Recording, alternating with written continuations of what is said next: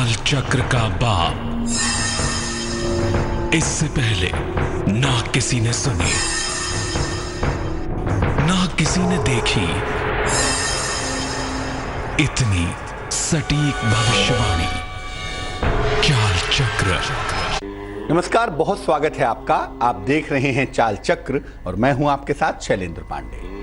बहुत बार ऐसा होता है कि कोई व्यक्ति या हम में से कोई, आप या मैं, लगातार बीमार पड़ते रहते हैं। कभी ये बीमारी हो गई, कभी वो बीमारी हो गई, या कोई एक ऐसी बीमारी पकड़ लेती है जो कभी छोड़ती ही नहीं, हमेशा व्यक्ति को पकड़े रखती है। आखिर क्यों कोई व्यक्ति बार बार बीमार पड़ता है, आज इसी पर बात करेंगे। चाल चक्र में क्या खास है, चलिए आपको बताते हैं। चाल चक्र में आज जानेंगे कि आखिर कोई व्यक्ति क्यों बार बार बीमार पड़ता है, क्यों उसे बीमारी बार बार पकड़ लेती है, आपकी बीमारी के पीछे कौन से ग्रहों की भूमिका है, किन ग्रहों की बिगड़ी हुई चाल है जो आपको बीमार कर देती है, और अगर आप बार बार बीमार रहते हैं तो कैसे इस चक्र से बाहर निकलें, कैसे स्वस्थ हों, कैसे प्रसन्न हों, आज ये चर्चा करेंगे आपके साथ। इसके अलावा आपके राशियों की सटीक भविष्यवाणी भी होगी आपके लिए और आप जान पाएंगे आज का शुभ पहर।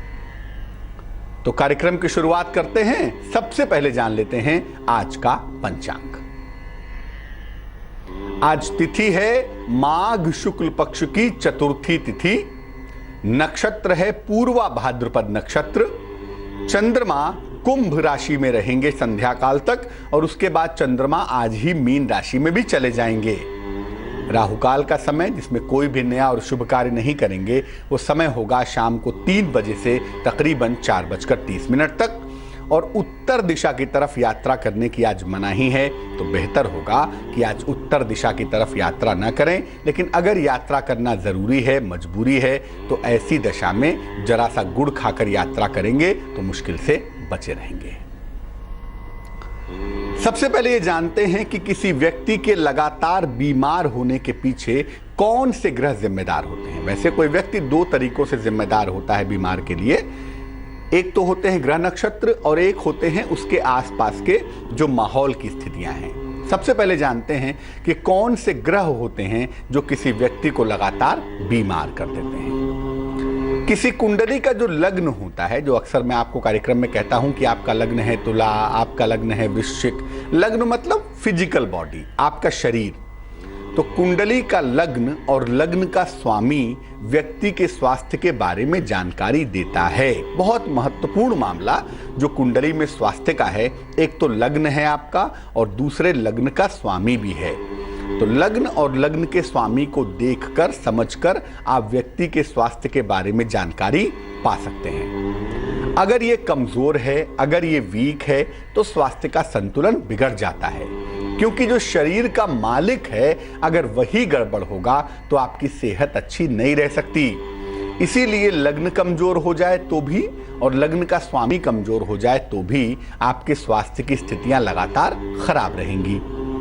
सूर्य और चंद्रमा ये दोनों शरीर और मन के मालिक हैं। सूर्य मतलब शरीर और चंद्र मतलब मन।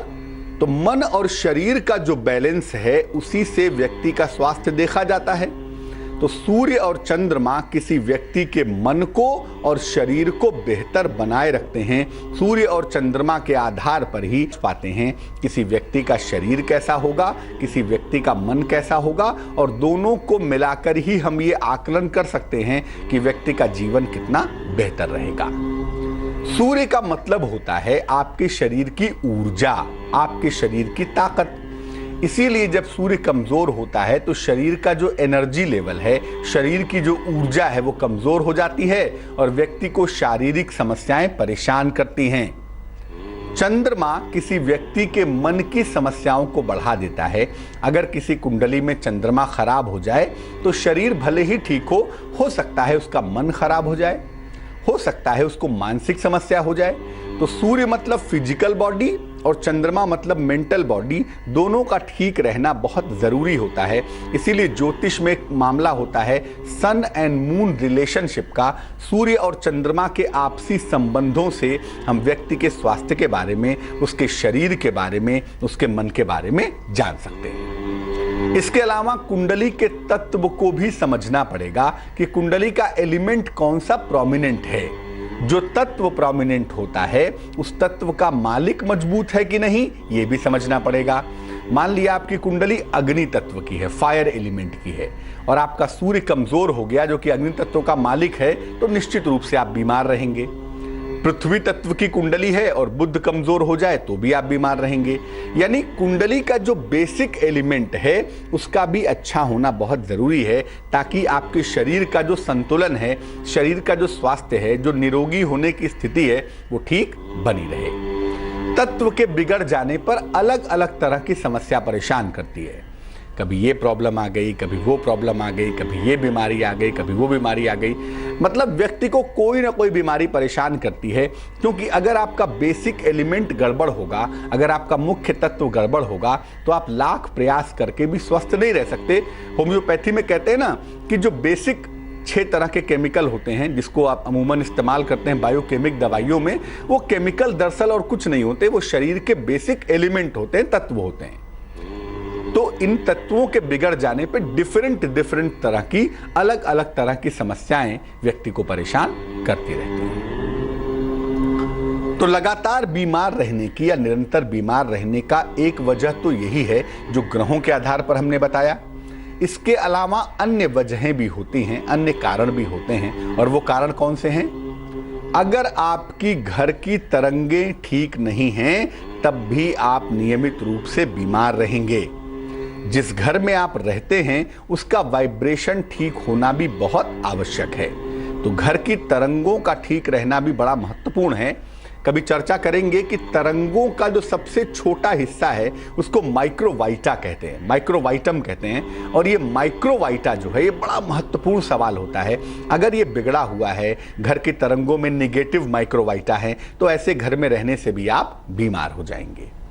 जिन घर में नियमित रूप से कलह और कलेश होता है वहां पर रहने वाले लोग भी नियमित रूप से बीमार होते हैं, क्योंकि घर में नियमित रूप से कलह कलेश होगी तो जो पॉजिटिव माइक्रोवाइटा है वो खराब होने शुरू हो जाएंगे। अगर आप किसी को मानसिक या शारीरिक कष्ट देते हैं तो उसी अनुपात में वो कष्ट आपको भुगतना पड़ता है, वो कष्ट आपको भोगना पड़ता है, और उस कष्ट की वजह से भी आप परेशान हो जाते हैं।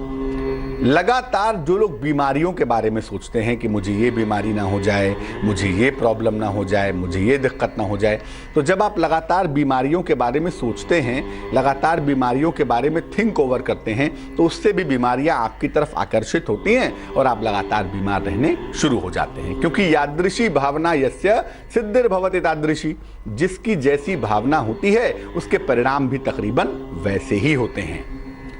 अगर आपने कोई गलत मंत्र चुन लिया है, आपके शरीर का एक एलिमेंट होता है, एक तत्व होता है, और उस तत्व के आधार पर अगर आपने अपोजिट मंत्र चुन लिया या गलत मंत्र चुन लिया तो भी आप बीमार हो जाएंगे। और कभी कभी ये होता है कि आपने कोई गलत रत्न पहन लिया, आपको पता नहीं था, आपने कोई रत्न अपने मन से एट रैंडम पहन लिया, तो उस रत्न की वजह से भी हो सकता है आप लगातार बीमार रहते हों या लगातार बीमार रहने शुरू हो जाएं। तो एक ये भी बड़ा सवाल होता है। इसीलिए गलत मंत्र से भी और गलत रत्न से भी व्यक्ति लगातार बीमार रहना शुरू हो जाता है। लगातार बीमार रहने की 2 मुख्य वजहें हैं। एक तो आपके आसपास की स्थितियां, परिस्थितियां जिसको हमने बताया, और एक वजह होती है आपके कुंडली के ग्रह। दोनों को मिलाकर ये समझ में आ जाता है कि आप लगातार बीमार क्यों रहते हैं। कुछ लोग हमेशा फिट रहते हैं, हमेशा स्वस्थ रहते हैं। आखिर ऐसे कौन से लोग होते हैं जिनका स्वास्थ्य हमेशा बेहतर रहता है, हमेशा ठीक रहता है? देखिए, मंगल को ज्योतिष में सुरक्षा का ग्रह मानते हैं। अगर सूर्य राजा है तो उसका सेनापति मंगल है, और सेनापति का काम क्या होता है? सुरक्षा करना, देश की रक्षा करना, देश की सुरक्षा करना। इसीलिए जो शरीर का चक्र है उसकी सुरक्षा करने में भी मंगल की भूमिका होती है। मंगल आक्रमण का ग्रह भी है, अटैक प्लेनेट भी मानते हैं मंगल को, लेकिन मंगल बेसिकली सुरक्षा का प्लेनेट है। सेनापति का काम होता है अपने देश की रक्षा करना, देश की सुरक्षा करना। इसीलिए मंगल का मतलब होता ही है कुंडली में कि वो आपके जीवन की रक्षा और सुरक्षा कैसे करेगा। मंगल बहुत महत्वपूर्ण ग्रह है जीवन की सुरक्षा के लिए। इसके कारण व्यक्ति की रोग प्रतिरोधक क्षमता मजबूत होती है। आपकी शरीर की इम्यूनिटी कितनी मजबूत है, इम्यून पावर कितना ताकतवर है, इसके लिए मंगल को देखना होगा। जिनका मंगल कमजोर होता है उन्हें छोटी छोटी बीमारियां तुरंत पकड़ लेती हैं। कभी सर्दी जुकाम हो गई, कभी डाइजेशन खराब हो गया, कभी स्किन की प्रॉब्लम हो गई। जो रोग प्रतिरोधक क्षमता है, जो इम्यून सिस्टम है, वो व्यक्ति का खराब हो जाता है, व्यक्ति का कमजोर हो जाता है। और अगर मंगल बढ़िया है तो आपका इम्यून पावर जो है, जो इम्यूनिटी है, वो लगातार बेहतर होती चली जाती है। मंगल के बेहतर होने से आप अंदर से इतने स्ट्रांग होते हैं, अंदर से इतने मजबूत होते हैं कि छोटी छोटी बीमारियां अगर आ भी गई तो आप उनसे सरलता से निकल जाते हैं। इसके अलावा ज्योतिष कहता है, किम कुर्वन्ति ग्रहा सर्वे यस्य केंद्रे बृहस्पति मत्त मातंग यूथानाम भिन्न ते कोपि केसरी। अर्थात सारे ग्रह कुछ नहीं बिगाड़ सकते अगर केंद्र में या बृहस्पति मजबूत है तो। इसीलिए बृहस्पति की मजबूती भी व्यक्ति की रक्षा करती है। बृहस्पति मतलब देव कृपा होती है, ईश्वर का आशीर्वाद होता है। और अगर कुंडली में ये पार्ट मजबूत है, देव कृपा है, ईश्वर का आशीर्वाद मजबूत है, तो इससे भी व्यक्ति की रक्षा अवश्य होती है। हाथ में जीवन रेखा और मंगल रेखा अगर मजबूत है तो व्यक्ति स्वस्थ रहता है। जो अंगूठे के बगल में आप देख पाते हैं, ये जो रेखा आती है, जो अंगूठे के निचले इलाके को घेर लेती है, इसको जीवन रेखा कहते हैं। और उसी के अंदर एक पैरेलल रेखा भी चली आती है, जिसको मंगल की सहायक रेखा कहते हैं। अगर ये दोनों मजबूत हैं, जीवन रेखा भी मजबूत है, मंगल की सहायक रेखा भी मजबूत है, तो ऐसी दशा में व्यक्ति निश्चित रूप से स्वस्थ होता है, निश्चित रूप से ठीक रहता है। आप अपने घर की तरंगों को अगर ठीक रखें, घर के वाइब्रेशंस को ठीक रखें, घर में सही माइक्रोवाइटा आपके आने लगें, तो ऐसी दशा में भी आपका स्वास्थ्य अच्छा रखा जा सकता है। यानी ग्रहों को तो ठीक करेंगे ही, अपने आसपास के माहौल को भी ठीक करेंगे, तभी आप स्वस्थ रह पाएंगे। आप ऐसा नहीं कर सकते कि केवल ग्रहों को ठीक करें और आसपास के माहौल को ठीक ना करें, क्योंकि अगर आसपास का माहौल ठीक नहीं हुआ, आपने केवल ग्रहों पे फोकस किया, तो पूरी तरह ठीक नहीं हो पाएंगे। इसलिए एक तरफ ग्रहों को ठीक करेंगे और दूसरी तरफ अपने आसपास के माहौल को, जहां आप रहते हैं, वहां की तरंगों को भी ठीक करने पर आपको ध्यान देना होगा। स्वास्थ्य के लिए बड़ा महत्वपूर्ण होता है इन तरंगों का कॉम्बिनेशन और ग्रहों का कॉम्बिनेशन, दोनों बिल्कुल ठीक होना चाहिए। ग्रह कई बार बड़े अच्छे होते हैं, आदमी स्वस्थ दिखाते हैं कि आदमी बिल्कुल स्वस्थ होगा, फिर भी आदमी बीमार होता है। कारण होता है घर की तरंगें या उसके आसपास का माहौल अच्छा नहीं होता। और कभी कभी घर की तरंगें बड़ी अच्छी होती हैं, लेकिन ग्रहों के खराब होने से थोड़ी बहुत दिक्कतें बनी रहती हैं। तो दोनों को लेके चलना होगा, एक ग्रहों को भी और एक घर की तरंगों को भी, आपके आसपास के माहौल को भी। अब अगर आप लगातार बीमार रहते हो, कोई ना कोई बीमारी लगातार लगी रहती हो, आप कभी स्वस्थ नहीं रहते हो, तो किन उपायों से आप खुद को ठीक रख सकते हैं, ये भी समझते हैं।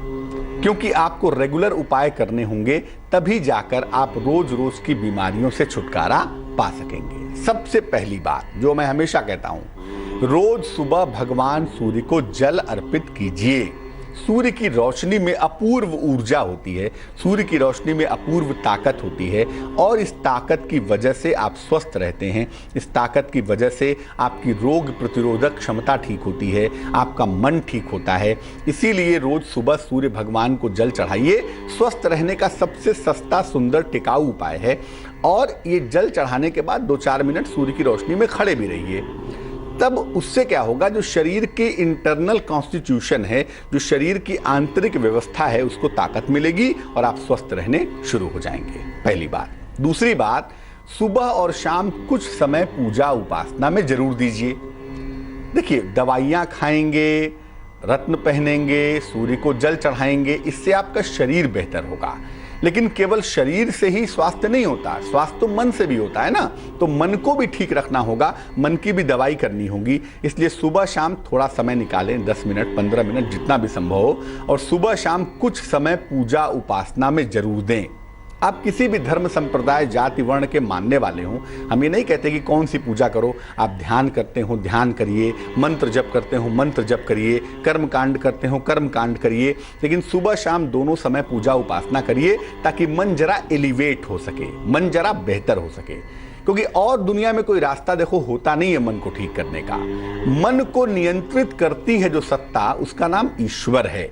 ईश्वर कहाँ रहता है? मन में ही तो रहता है।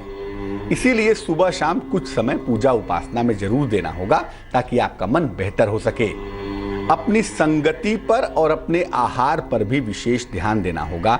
आपकी संगति कैसी है, आपका आहार कैसा है, क्योंकि जिन लोगों के साथ आप रहते हैं उनके वाइब्रेशन, उनकी तरंगें भी आपको प्रभावित करती हैं। अच्छी तरह से करें या बुरी तरह से करें, लेकिन जिन लोगों की संगति में आप रहते हैं उनसे भी असर आपके जीवन पर पड़ता जरूर है।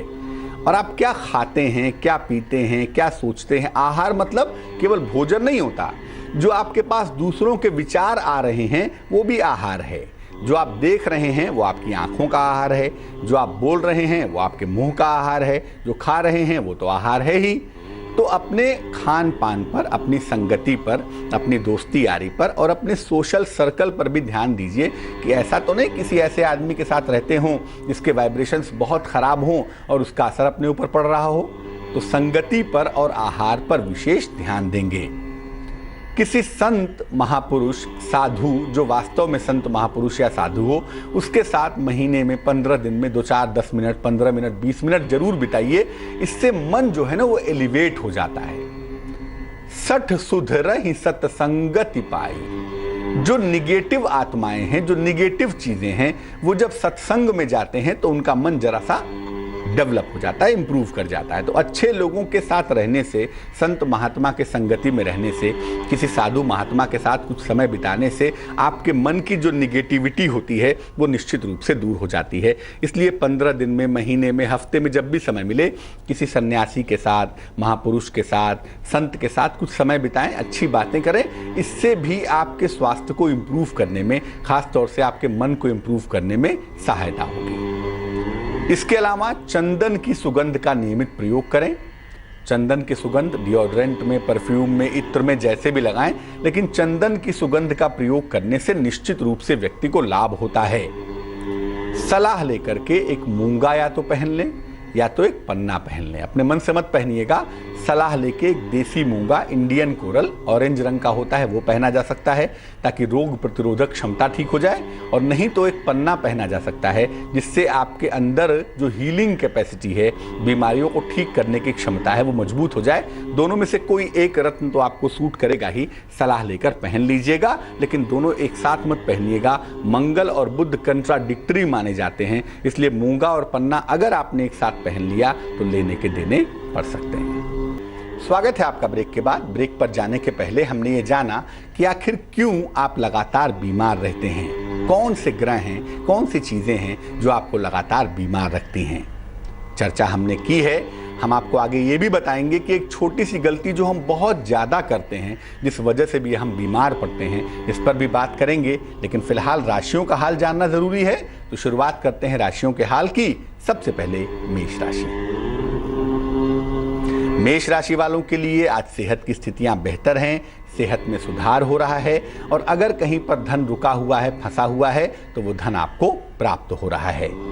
लेकिन नौकरी के मामलों में आपको तनाव से बचना है। नौकरी में तनाव से बचें। शुभ रंग लाल होगा, रेड होगा और भाग्य होगा 98%। वृष राशि। संपत्ति का लाभ होता हुआ दिख रहा है। प्रॉपर्टी का आपको फायदा होगा। हो सकता है इस समय संतान प्राप्ति के मजबूत योग बने, उसका भी लाभ आप उठा सकते हैं। और आपको उपहार की, मान सम्मान की प्राप्ति होती हुई दिखाई दे रही है। शुभ रंग गुलाबी होगा, पिंक होगा और भाग्य होगा 70%। मिथुन राशि। किसी विशेष व्यक्ति से आपकी मुलाकात होती हुई दिखाई दे रही है। धन हानि से आपको बचाव करना है। धन की हानि से बचें। और अगर कोई दिक्कत आती है आज, तो आज आप एग्रेसिव नहीं होंगे, आज आप संयम से काम लेंगे। शुभ रंग धानी है और भाग्य है 64%। कर्क राशि। नए काम का अवसर आपको मिल रहा है। अगर अविवाहित हैं तो आपका विवाह तय हो जाने की संभावना भी बनी हुई है। वाहन की प्राप्ति के योग भी बनते हैं। अगर कोशिश की जाए तो हो सकता है इस समय कोई नई गाड़ी आप खरीद लें। शुभ रंग सफेद यानी कि व्हाइट और भाग्य होगा 94%। सिंह राशि, सेहत का बहुत ख्याल रखें, संतान सुख मिलता हुआ भी दिखाई दे रहा है। यात्रा के योग भी बने हुए हैं। शुभ रंग सुनहरा है, गोल्डन है और भाग्य है 71%।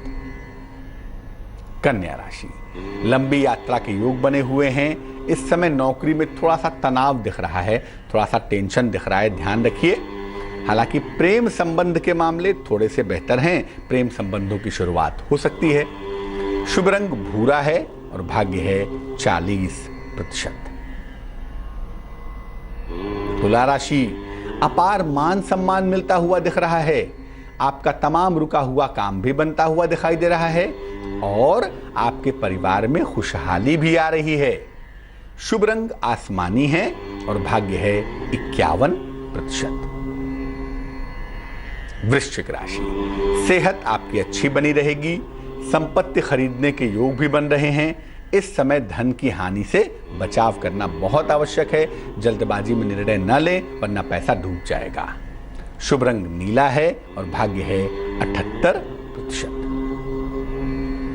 धनु राशि, प्रतियोगिता के मामलों में आपको सफलता मिलेगी अगर कोई कंपटीशन है, लेकिन इस समय यात्रा करने से बचाव करें। अचानक धन का लाभ होता हुआ भी दिख रहा है। शुभ रंग लाल है, रेड है और भाग्य है 59%। मकर राशि, किसी अतिथि का आगमन होता हुआ दिख रहा है।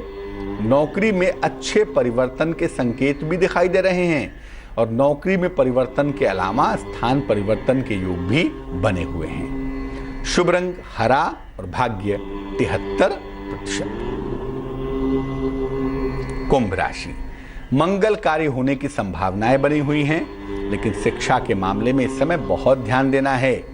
यात्रा के सुंदर योग भी फिलहाल बने हुए हैं जो दिखाई दे रहे हैं। शुभ रंग सफेद और भाग्य 45%।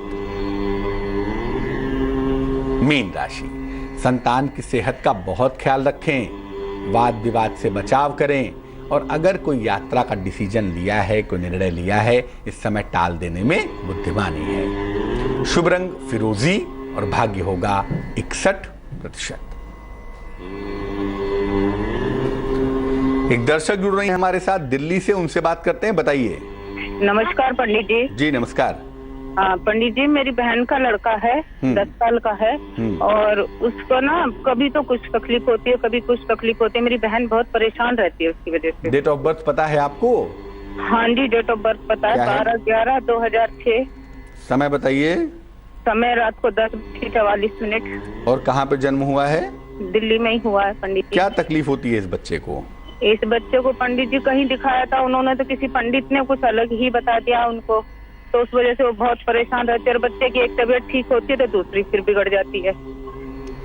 देखो, इस बच्चे की जो कुंडली बनती है बहन जी, वो कर्क लग्न की बनती है, राशि भी कर्क है। कुंडली में जो चंद्रमा नामक ग्रह है वो सूर्य के थोड़ा निकट बैठ गया है, तो कहीं ना कहीं जो चंद्रमा की ताकत है वो परेशान कर रही है और इसीलिए छोटी मोटी बीमारियां इसको निरंतर लगी रहती हैं। कभी ये बीमारी हो गई, कभी वो बीमारी हो गई, ये थोड़ी सी स्थिति इसमें दिखाई दे रही है। और जैसा अभी हम बता रहे थे कि जो कुंडली का डिफेंस का प्लेनेट होता है, सुरक्षा का ग्रह होता है मंगल, वो इस कुंडली में कमज़ोर है, मंगल अस्त हो गया है, इसीलिए थोड़ी बहुत बीमारियां इसके साथ लगातार लगी रहती हैं। अभी तो पहली बात मैं ये कहूँगा कि 2018 के दिसंबर तक, यानी अगले साल के दिसंबर तक इसके स्वास्थ्य का, इसके जीवन का ध्यान रखना बहुत आवश्यक है। अगले साल के दिसंबर के बाद से चीज़ें थोड़ी बेहतर होंगी, लेकिन अगले साल के दिसंबर तक इसके स्वास्थ्य में लापरवाही ना की जाए।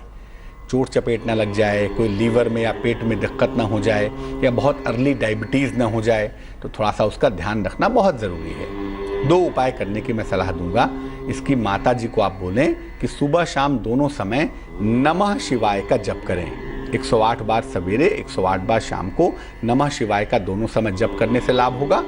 और दूसरा काम इनकी माता जी को आप बोल दें कि इसको एक देसी मूंगा पहना दें, इंडियन कोरल देसी मूंगा, वजन में 8 से 10 रत्ती, तांबे की अंगूठी में या तांबे के लॉकेट में, लाल धागे में, मंगलवार की सवेरे इसके गले में पहना दें। एक 8-10 रत्ती का देसी मूंगा पहना दें और इस बच्चे के लिए सुबह शाम नमः शिवाय का जप अगले साल के दिसंबर तक करना चाहिए।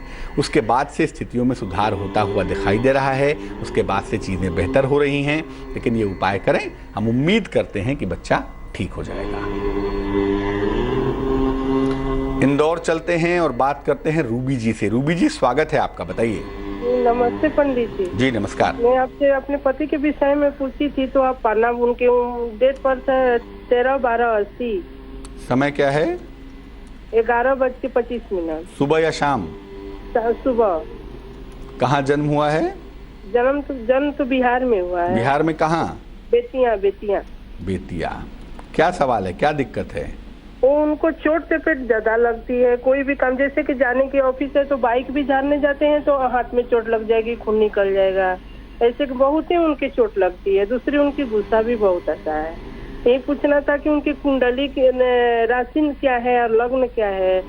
मोती पहने हैं, नीलम पहने हैं। वो कुंभ लग्न की कुंडली है, राशि भी कुंभ है और कुंडली के ज्यादातर ग्रह अग्नि के इलाके में बैठे हुए हैं। अब जब फायर प्रोमिनेंट हो जाएगा तो चोट चपेट की संभावना, दुर्घटना की संभावना, जीवन में संघर्ष की संभावना थोड़ी ज़्यादा हो जाएगी, वो यहाँ पे दिखाई दे रही है। और दूसरा, जो कुंडली का सुरक्षा का प्लेनेट है ना, उसको कहते हैं शुक्र। इस कुंडली में शुक्र बड़ा महत्वपूर्ण होता है, व्यक्ति को स्वस्थ रखता है, फिट रखता है, व्यक्ति की मुश्किलों को दूर करता है। शुक्र अस्त हो गया है, इस वजह से दिक्कतें आ रही हैं। वैसे कुंडली अच्छी है, जीवन भी ठीक दिखता है। एक तो इनका मोती निकलवा दें, मोती ये धारण नहीं करेंगे। नीलम बिल्कुल ठीक पहना हुआ है, नीलम पहने रहें। और साथ ही साथ इनको एक ओपल पहना दीजिए। ओपल नाम का रत्न, वजन में 14 से 15 रत्ती, थोड़ा बड़ा ओपल, 14-15 रत्ती का ओपल, चांदी की अंगूठी में, सीधे हाथ की तर्जनी उंगली में, इंडेक्स फिंगर में। शुक्रवार की शाम को इनको ओपल पहनाना बहुत अच्छा होगा। और नीलम तो पहना ही हुआ है, एक काम तो ये हो गया। दूसरा, इनको बोलिए कि नियमित रूप से सूर्य भगवान को जल चढ़ाएं, उससे लाभ होगा। और तीसरा बोलिए, सुबह शाम दोनों समय ओम शं शनैश्चराय नमः, ओम शं शनैश्चराय नमः, इस मंत्र का सुबह शाम जप करें। ऐसा करने से सुधार होगा। और लाल रंग की चीज़ें, लाल रंग की गाड़ी, लाल रंग के कपड़े, इनका इस्तेमाल जरा सा कम कर देंगे। कोलकाता चलते हैं और बात करते हैं वंदना जी से। वंदना जी, स्वागत है आपका, बताइए। प्रणाम पंडित जी। नमस्कार। मुझे अपने बारे में पूछना है। डेट ऑफ बर्थ क्या है आपकी? 24 मार्च 1977। समय बताएं। शाम 6 बजे के लगभग। और कहाँ पे जन्म हुआ है? बिहार, भागलपुर जिला। पूछिए वंदना जी, क्या मुश्किल है? पंडित जी, मुझे ना बार बार यूरिन प्रॉब्लम हो जाता है और दायां साइड कमर में भी दर्द रहता है, बराबर रहता है दर्द। कभी कभी इसलिए हो जाएगा, मतलब वो लगातार कुछ न कुछ बना, कभी नक खराब हो गया, कभी कहीं खुजली होने लगा। उसके बाद हाथ का उंगली का जो ज्वाइंट होता है उसमें भी हल्का हल्का दर्द होता है, कलाई में दर्द होता है। तो कुछ न कुछ मेरे साथ शारीरिक प्रॉब्लम लगा ही रहता है। प्लीज पंडित जी कोई उपाय बताएं। कन्या लग्न है, राशि वृषभ है और कुंडली के सारे ग्रह, मैक्सिमम ग्रह पृथ्वी तत्व के इलाके में बैठे हुए हैं। पृथ्वी तत्व का बहुत मजबूत होना एक बात ये कहता है कि जो शरीर का कॉन्स्टिट्यूशन एक बार बन जाता है वो जल्दी डिस्टर्ब नहीं होता। अगर आप बीमार रहते हैं तो बीमारी रहते रहेंगे, अगर आप स्वस्थ रहते हैं तो स्वस्थ ही रहेंगे। पृथ्वी तत्व बड़ा प्रोमिनेंट है यहाँ पे। लेकिन कुंडली है कन्या लग्न की, तो कन्या लग्न का जो सपोर्टिव ग्रह होता है, जो इसको सुरक्षा प्रदान करता है, उस ग्रह का नाम है शुक्र। और शुक्र कुंडली के 7वें खाने में बैठ गया, सूर्य के साथ कमजोर हो गया। तो शुक्र को मजबूत करके स्वास्थ्य को ठीक कर लेते हैं। एक ओपल पहन लीजिए, वजन में 10 से 12 रत्ती का ओपल, चांदी में, सीधे हाथ की तर्जनी उंगली में, शुक्रवार की शाम को एक ओपल पहनिए, उससे आपको लाभ होगा।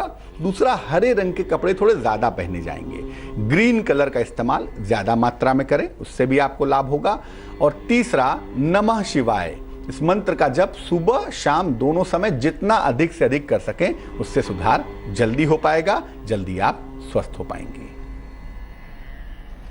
एक ऐसी चीज जिसमें हम लगातार गड़बड़ी करते हैं वो चीज है मोबाइल। रात में सोते समय अपने पास से कम 10 फीट दूर रखकर सोइए। मोबाइल सिरहाने रखकर सोने से भी तमाम तरह की बीमारियां व्यक्ति को पकड़ लेती हैं। जान लेते हैं अब क्या है आज का शुभ पहर। आज का शुभ पहर है शाम को 7 बजे से रात को 8:30 तक। इस समय में हनुमान चालीसा का पाठ करें।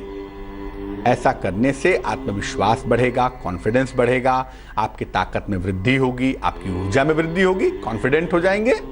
लेकिन ये करना होगा शाम को 7 बजे से रात को 8:30 के बीच में। तो आज के लिए चाल चक्र में बस इतना ही। मुझे दीजिए इजाजत।